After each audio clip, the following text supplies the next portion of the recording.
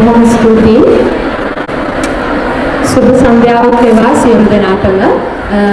අප විද්‍යාලයේ කරු විද්‍යාර්ථිතුමියගෙන්ද හිටපු කරු විද්‍යාර්ථිතුමියගෙන්ද ඒ වගේම සියලුම නියෝජ්‍ය විද්‍යාර්ථිතුමියන්ලාගෙන්ද නියෝජ්‍ය විද්‍යාර්ථිතුමන්ලාගෙන්ද අතීතයේ අපේ පාසලේ සිටි ආදරණීය ගුරු මෑණිවරුන්ගෙන්ද වර්තමානයේ ඉන්න ආදරණීය ගුරු මෑණිවරුන්ගෙන්ද අවසරයි. ආදරණීය මගේ සහෝදරියන්ගෙන් අවසරයි. මම වැඩි වෙලාවක් ගන්නෙ නෑ. මම දන්නවා ඔයාලා ඉන්න තත්ත්වය මොකද අවුරුදු 9කට කලින් මම ওই තැන ওই විදිහටම හිටියා. ඒක නිසා වැඩි වෙලාවක් ගන්නෙ නෑ. පොඩි දේවල් ටිකක් තමයි මට කියන්න තියෙන්නේ. ඒ ටික චුට්ටක් අහගන්නයි කියලා මම බලාපොරොත්තු වෙනවා. ඉතින් මම කතාවකට ලෑස්ති වෙලා ආවා. නමුත් ඒ දේට වඩා දේවල් කතා වෙනස් කරන්න සිද්ධ වුණා මෙතෙන්ට ආවට පස්සේ. මොකද ඔයාලා මම කියන්න බලාපොරොත්තු වෙච්ච දේවල් බහුතරයක් මෙතන රත්නාවලි මිස් රත්නාවලි තුන සෙකන්ඩ් රවුන්ඩ් එකේදී ගොඩක් දෙනාගේ අතින් කියුණා. ඒක නිසා මම මගේ කතාව පොඩ්ඩක් වෙනස් කරනවා. රන්මැලි දියණියක් විදිහට ඔෆිෂියලි රන්මැලි දියණියක් විදිහට ඔයාලා ගත කරන අවසාන දවස තමයි අද දවස.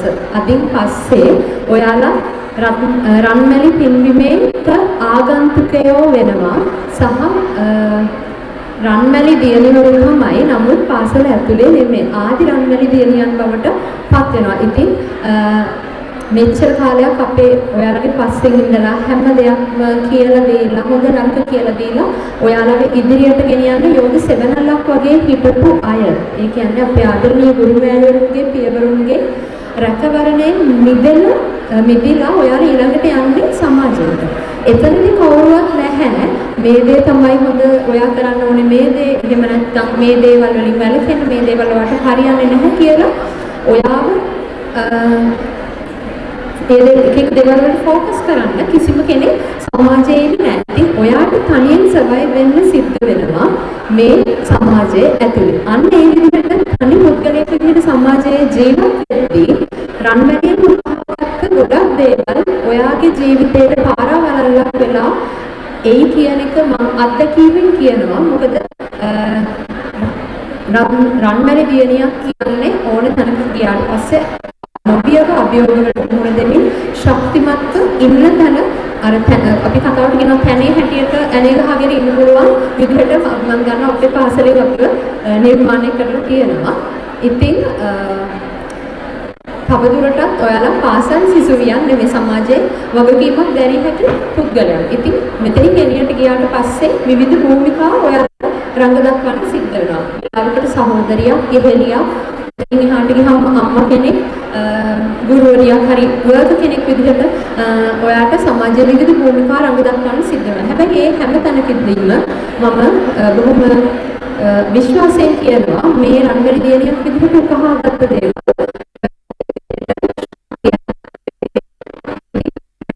කරන්න බලාපොරොත්තු වෙන්නේ නැහැ. කාල වේලාව ඉක්ම යනවා සහ ඔයාලා බොහොම නොයිවසිල්ලෙන් බලාගෙන ඉන්න මෙතන ඉවෙන්ට්ස් ගොඩක් තියෙනවා. ඒව මොනවද කියලා බලන්න.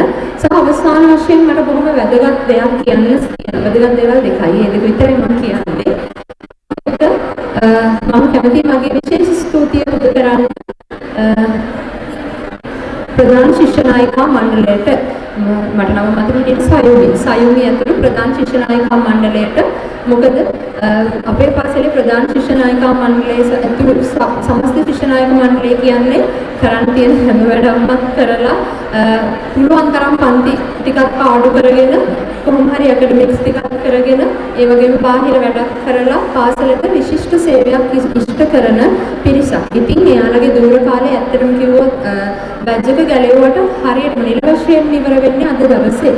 ඉතින් එයාලා මේ වගේ ඉවෙන්ට් එකක් මේ වගේ උත්සවයක් මේ විදිහට සංවිධානය කිරීම සම්බන්ධව හිටපු ප්‍රධාන ශිෂ්‍ය නායිකාවක් හැටියට මම ඔබට ඔබ සියලු දෙනාටම හිස නම ආචාර කරනවා ඔබගේ කැපවීම වෙනුවෙන්. ඒ වගේම විද්‍යාලයේ වත්මන් ගරු විද්‍යාර්ථිතුමියනි ඔබතුමියට බෙහෙවින්ම ස්තුතියි මාහට මෙවැනි ගෞරවයක් ලබා දීම සම්බන්ධව සහ මගේ හිටපු ආදරණීය විදුහල්පතිතුමිය සහ මගේ ආදරණීය ගුරු මෑණිවරුනි ඔබට බොහොමින්ම ස්තුතියි මා කවුද යන්න මට හඳුන්වා දීම සහ මේ තැනට මාව තනුවාට ඒ වගේම ඒ ගරුත්වය මට ලබා දුන්නාට වර්තමාන ගරු විදුහල්පතිතුමියනි ඔබතුමියට බොහොමින්ම ස්තුතියි. ඉතින් ආදරණීය රන්මැලි සහෝදරියනි ඔබගේ කටු දැන් හයියයි ඔබට තියෙන්නේ ඉස්සරහට පියාඹගෙන යන්න විතරයි.